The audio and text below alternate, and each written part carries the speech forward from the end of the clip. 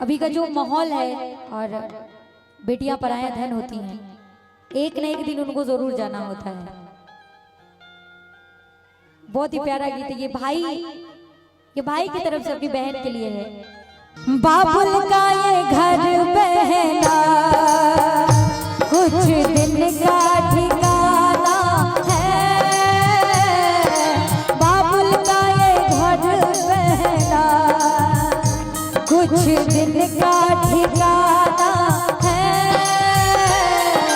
बन के दुल्हन एक दिन, हाँ बन के दुल्हन एक दिन तुझे पिया घर जाना है, बाबुल का ये घर बहना कुछ दिन का ठिकाना है।